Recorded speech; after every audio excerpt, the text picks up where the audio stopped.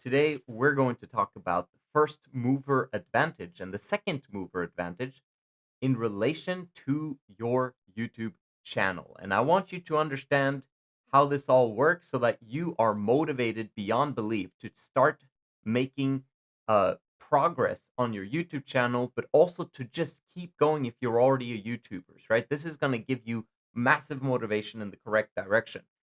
What does first mover advantage mean in two sentences? First mover advantage is the competitive edge a company gains by being the first to enter a market or launch a new product. Let's look at what second mover advantage means. Is the benefit a company gains by entering a market after a first mover, allowing it to learn from the first mover's mistakes, improve on their product and strategy, and avoid early market risk. I'm sharing this with you because it's so important that we realize that YouTube has only been around for less than 20 years. Okay? Less than 20 years. YouTube's going to continue for decades upon decades upon decades and probably hundreds and hundreds of years unless we choose to annihilate and extinct ourselves as a human species through a variety of means, right? So if the world continues to exist, then there are people on YouTube or people who haven't even started their YouTube channel that are going to be way bigger than the ones that have taken the first mover advantage right now. In terms of search engines, Google wasn't the first search engine, right? And it's not even the last. Think about it from this perspective. Alta Vista. Have you heard of Alta Vista? That was a search engine back in the day. You also had Yahoo. Like, Yahoo is still a company today, but what happened to their market share? Google massively took it over. Guess what's happening right now?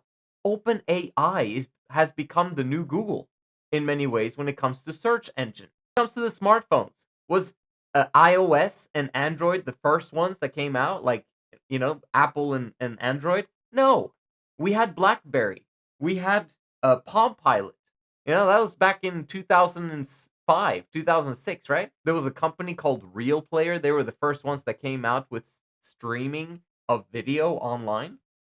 Pretty much from what we understand, that became, a big famous brand that no one knows about right now.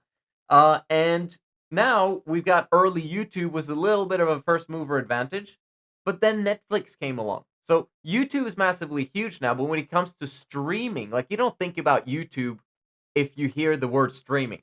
Like, you hear about YouTube as like that's just TV. But Netflix is a streaming platform that came out of seeing other people succeeding with streaming online.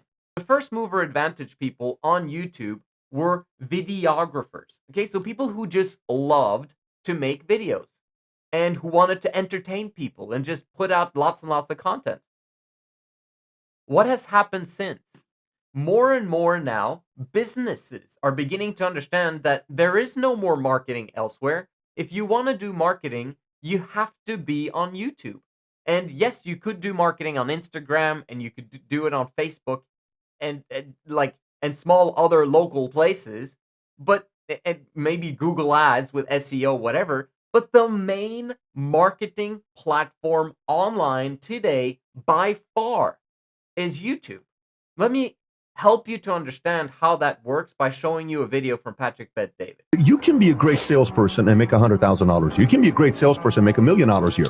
You can even be a great salesperson and make $5 million a year, depending on the product you're selling. But if you're a great marketer, the great marketers don't make $1 million or $5 million a year. Great marketers make hundreds of millions of dollars, if not billions. Marketing pays money in ways sales will never pay. Marketing has so much horsepower to it because you're speaking to the world. You're speaking globally to whoever wants to listen to you, whoever is seeking out information from you because they want to solve their problems. Marketing is the way to go. And PBD is one of the greatest marketers online right now because of his social media company that is built around valuetainment. YouTubers don't understand the power that they're sitting on, and businesses haven't understood the power of YouTube and the power of recommendation and famous, like the trust that YouTubers have with their audience. Businesses haven't understood that yet. So this is where the second mover advantage is going to be so massive. So you built your personal brand first, you built your YouTube channel, and then you have something to sell to your audience that they absolutely love. So you make sure that the quality is absolutely top notch. Amazing things happen. You've got Mr. Beast. He's an amazing example of this, who had the first mover advantage on YouTube. But did it look like the first mover advantage in the beginning? So he started in 2013, 2014, right? And well, actually, maybe a little bit before that, but he gained 1,000 subscribers finally during that time frame in 2013, 2014. And then it took him another 4 years of just uploading again and again and again and again until 2017, where he had his first viral videos. This was only 8 years ago, by the way. 8 years ago. He's 27 right now, from what I understand, which means that he was 19 years old before he really popped off on YouTube. Today, he is most probably, okay, only on paper, obviously, a billionaire. He became a billionaire from the past 8 years of doing YouTube. Now, what I found fascinating was that most probably 70% to 90% of his wealth was not generated from YouTube. Now, this is a very important thing to note because YouTubers think that they're going to get rich from getting ad revenue. And in fact, most YouTubers only know about ad revenue. They're like completely lost when it comes to monetization outside of AdSense. Mr. Beast is not a billionaire because of ad revenue. He is a billionaire because of YouTube, but because of the indirect correlation between what he did on YouTube and gaining tons and tons of views continuously to starting businesses on the side. Or should I say, equity partnerships.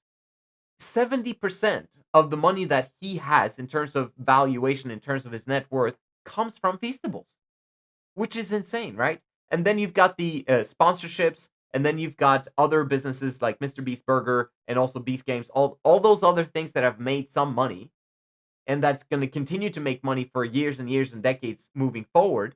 That's where the other 20% has gone. So 5 to 10% of his income, of his net worth that he's received has been from YouTube ad revenue. YouTube is probably the business online that is minting the most millionaires as we speak right now. We have to now remember that it's not just from ad revenue, because if you just target that, you're just going to limit how much you're making. Sponsorship deals is a huge thing, but the biggest thing is to have a product or service that you offer to the marketplace that gives you 50% of the deal, 60, 70% of the deal. What we've experienced is that teamwork is the thing that makes things massive. And so if you can tap into teamwork and find people that you can trust that can work alongside you and handle the business operations part of the product and service that you're launching, and you guys can go in there 50-50 or whatever percentage you guys agree on, that is the most powerful thing that's a very powerful alternative, at least. But the whole key that I'm trying to help you understand is that marketing is the key for you to grow exponentially over the next 5 to 10 to 20 years, and you got to learn it. And just like I said in my last video, there's only 3 things you got to learn on YouTube. You've got ideation, which is the title. You've got the thumbnail, so that people can see a picture of what this video is going to be about, making it click worthy. And then they click the video, and then you just got to become really, really good at the hook, because as a salesperson, that's the most important thing, because people don't want to be sold to. And if you manage to grab their attention in the first 30 seconds, boom, like you're in. And now it's really just about gaining the trust of the person and giving them what you hooked them in to get, right? You hook them in order for them to get something. And then you actually provide that something to them throughout the video through, entertaining, education, and whatever it is that they wanted to get from you. You give it to them, and they now start trusting you as a result. This is what's going to make you a multi-millionaire. And you've got to just believe that that is possible. And if you don't believe that's possible, then you've got to be around people that know that it's possible. And then the next aspect of things is just making sure that on your YouTube journey, once you become good at the YouTube game, because it takes mastery, it takes hours upon hours to get good at it.